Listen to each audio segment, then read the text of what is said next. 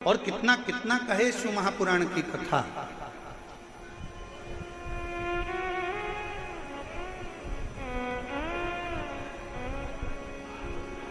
बिंदु के प्राण छूट गए थे, गलत कर्म करते करते मरा था, इसलिए प्रेत की योनि में चले गए। चंचुला देवी को मन में आया कि मेरे पति को मोक्ष नहीं मिला, मोक्ष नहीं। कैसे मालूम पड़ेगा कि आपके जीव को मोक्ष नहीं मिला? ब्राह्मणों ने कहा कि पिंडदान करो तो पिंडदान करा, ब्राह्मणों ने कहा तर्पण करो तो तर्पण किया, ब्राह्मणों ने कहा कि तिलांजलि करो तो तिलांजलि करी। इसके बाद में भी पितृदोष रह गया, उसके बाद में भी वो प्रेत की योनि में पड़ गया, तो क्या करे?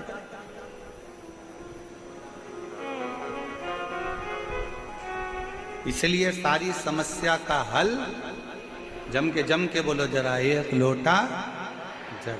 बोल बम का नारा है, श्री शिवाय नमस्ते। इसलिए एक लोटे जल की महत्वता कही है। पति के लिए तिलांजलि कर दी, पति के लिए तर्पण कर दिया, पति के लिए सारा कार्य कर दिया। तुमने भी अपने पूर्वजों के लिए, अपने पितरों के लिए कितना कितना करा। ऐसा कोई नहीं है जिसने नहीं करा। कोई ने ब्राह्मण का भोजन कराया, कोई ने कुछ कराया, कोई ने कुछ कराया। उसके बाद भी अपनी पत्रिका लेकर जाओ, हाथ दिखाने जाओ तो भी लोग कह देंगे पितृदोष है, इसलिए तकलीफ भोग रहे हो। फिर भी लोग कह देंगे कि पितृदोष है इसलिए कष्ट, फिर भी लोग कह देंगे कि पितृदोष है इसलिए कष्ट भोग रहे।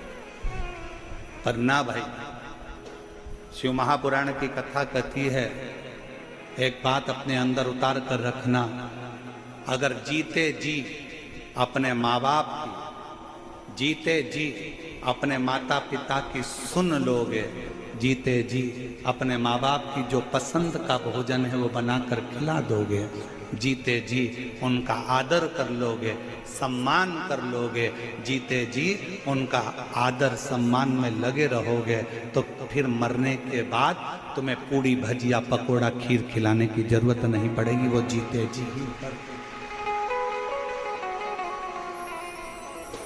आप और हम आज के समय में माँ बाप का सम्मान जीते जी नहीं कर पाते, माता पिता का आदर नहीं कर पाते, सत्कार नहीं कर पाते, और उसी का भोग बाद में भोगना पड़ता है कि हम लोग दुखी हो जाते हैं। वो कितना सुंदर गीत किसी ने गाया है, कभी प्यासे को पानी पिलाया नहीं, बाद अमृत पिलाने से, जम के बोलो जरा, अमृत पिलाने से, कभी गिरते हुए को उठाया नहीं, बाद आंसू बहाने से। क्या मैं मंदिर गई, पूजा आरती की,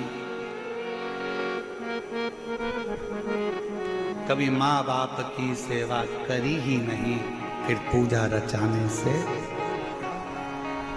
कौन सा लाभ?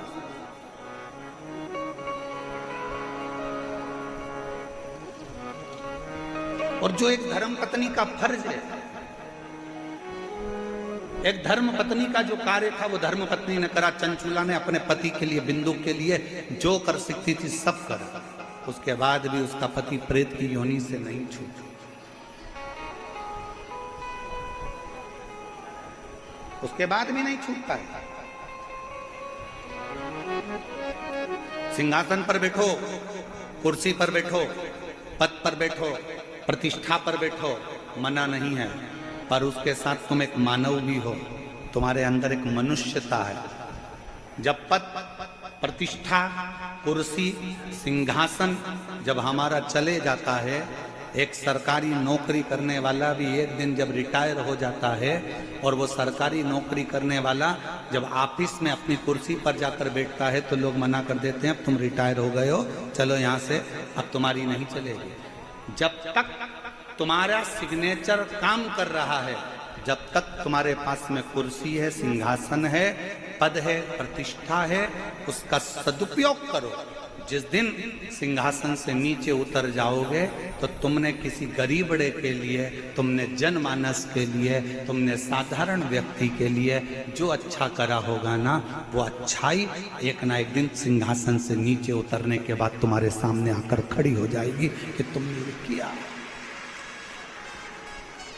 वो तुम्हारे सम्मुख में आएगा।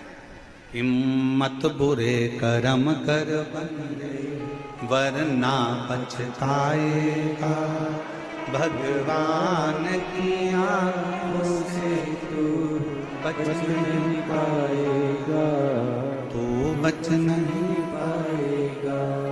अरे ओ अज्ञानी मत करना, अरे ओ अज्ञानी मत करना, तेरे कर्म का फल भी तू ही पाएगा, जैसा किया तूने तेरे आगे आएगा। मत बुरे कर्म कर बंदे वरना पछताएगा, भगवान की आंखों से तू बच नहीं पाएगा, तू बच नहीं पाएगा। सबसे पहले आप मानव हो, आप मनुष्य हो। दिया किसने? आपकी लगन ने, आपकी मेहनत ने, आपके परिश्रम ने, आपके कर्म ने आपको सिंहासन पर ले जाकर बिठा दिया। आपकी लगनता ने बिठाया है, आपके परिश्रम ने बिठाया। कल कथा में एक बात कही थी, भेरू नाम के बहुत सारे लड़के होंगे, लीलाबाई नाम की बहुत सारी महिलाएं होंगी, एक ही दिन जन्मे होंगे, एक ही वार को जन्मे होंगे, एक ही तिथि को जन्मे होंगे, एक ही समय में जन्मे होंगे। भारत की भूमि पर ही क्या पूरे विदेश में एक घड़ी में, एक पल में लाखों बच्चे, हजारों बच्चे एक दिन में जन्म लेते हैं। पर ईमानदारी से बोलो, सबका भाग्य एक जैसा होता है क्या? जम के बोलो जरा। नहीं, एक जैसे नाम वाले ढेर होंगे, एक जैसे नाम वाले बहुत होंगे, पर सबका भाग्य उसी समय पर जन्मा था, तो इसको भी फिर ऊंचे सिंहासन पर बैठना था। मालूम पड़ा उसी पल, उसी घड़ी, उसी क्षण में जन्मा है जिस समय पर तुम जन्मे हो। उसके बाद तुम सिंहासन पर बैठे हो, वो धक्के खा रहा है, वो झोपड़े में पड़ा है, वो कहीं छोटा मोटा काम कर कर अपनी जिंदगी जी रहा है। क्यों? पूछो किसी से कि वो सिंहासन पर बैठ गया जो सोमवार को जन्मा, 12 बजे जन्मा, वो भी 12 बजे जन्मा, वो भी सोमवार को जन्मा, वो भी 3 तारीख को, वो भी 3 तारीख को, वो भी नक्षत्र में, वो भी नक्षत्र में, वो भी घड़ी में, वो भी घड़ी में, सब एक साथ जन्मे, तो फिर एक सिंहासन पर बैठ गया और एक धक्के खा रहा है। उसका कारण क्या है? अर्थात शास्त्र कहता है समय नहीं, तुम्हारा पूर्व का किया गया कर्म तुम्हें सिंहासन पर पहुंचाया है, और तुम्हारा पूर्व का किया गया कर्म तुम्हें नीचे लाकर छोड़।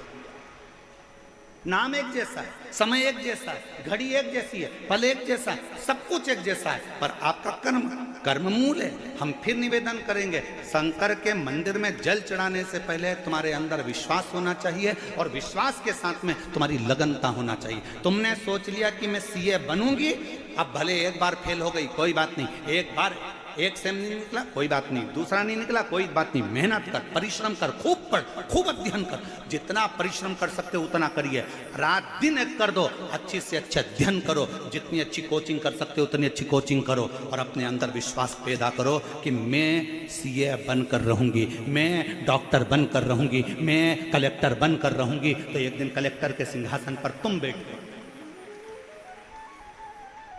अब तुम अंदर से टूट गए, मैं मम्मी मेरा एक सेम नहीं निकला, अब मैं एग्जाम नहीं दूंगी। क्यों नहीं दोगी? करो मेहनत, करो। एक पत्र है, देखिए,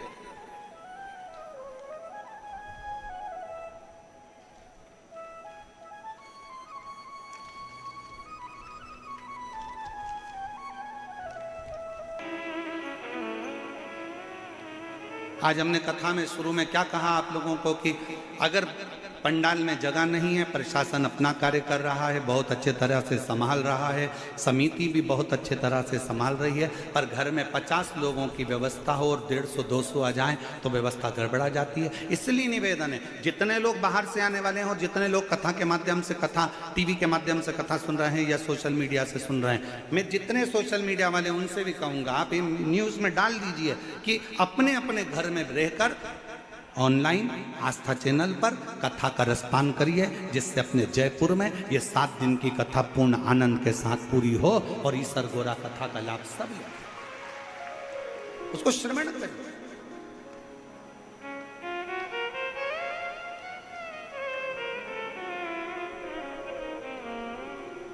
शायद किसी को नहीं मालूम था कि इस पिंक सिटी की शिव महापुराण की कथा वास्तव में पिंक सिटी जैसी हो जाएगी।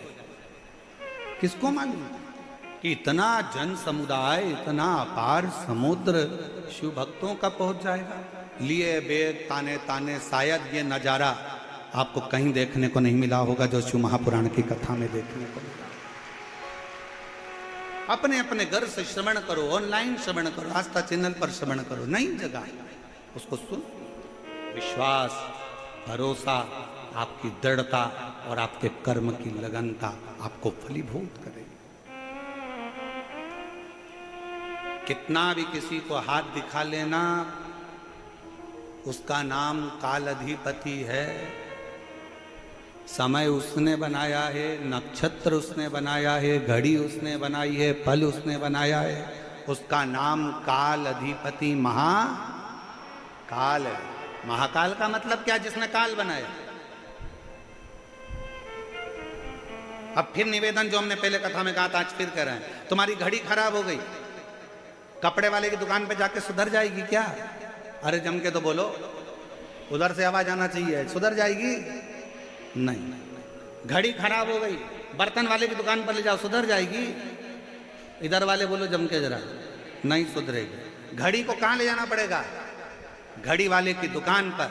और घड़ी वाला है कौन?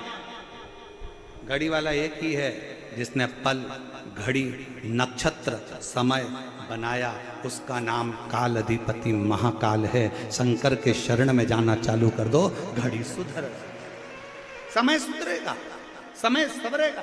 आप शिव के पास जाओ तो सही, आप शंकर के पास एक लोटा हाथ लेकर गए, मेरा भाग्य देखकर बता दो, इस हाथ में एक लोटा जल पकड़ाओ, अपने घर से निकलकर शंकर के मंदिर तक जाओ। जितने कदम चलकर तुम शंकर के मंदिर तक जाओगे, जितने कदम चलकर तुम शिव के दरवाजे तक पहुंचोगे, उतने अश्वमेध यज्ञ अपनी जिंदगी में कर लोगे, उतने पाप अपने जीवन के समाप्त कर लोगे और भगवान के करीब में जाओ। तो पहले आप पहुंचे ही नहीं उसके पास में और मन में सोचे कोई महाराज ऐसा मिल जाए मुझे, नीचे से ऐसी बबूती फेंक दो और हंडा निकाल कर देते। अरे महाराज ऐसा जमाने में कहीं का मिल जाए तो सीओर वाले महाराज को भी बता देना, हम भी वहीं पहुंच जाएंगे।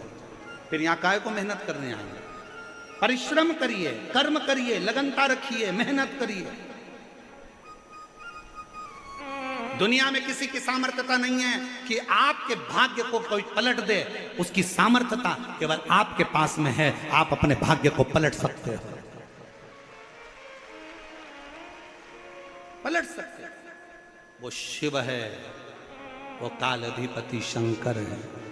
अपने भक्तों का दुख वो देख नहीं सकता है, दुख नहीं देख सकता है। इसीलिए तो उसने कथा के पहले दिन पानी गिरा दिया, ठंडा कर दिया, दूसरे दिन भी छाया बना कर रखा, तीसरे दिन भी छाया बना कर रखा। वो शंकर है, मेरे शिव भक्त रोडों पर बैठे हैं, उसके लिए छाया मुझे करना। कौन करेगा? वो शंकर, वो त्रिकालदर्शी, वो कैलाशी, वो अविनाशी, वो त्रिपुंडधारी, वो त्रिशूलधारी, त्रिनेत्रधारी है। उसके आगे सब शून्य है, वही एक मूल है, वही है।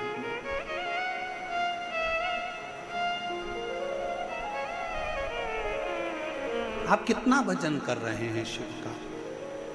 आपका भरोसा, आपका विश्वास, आपकी दृढ़ता क्या कर? और हम तो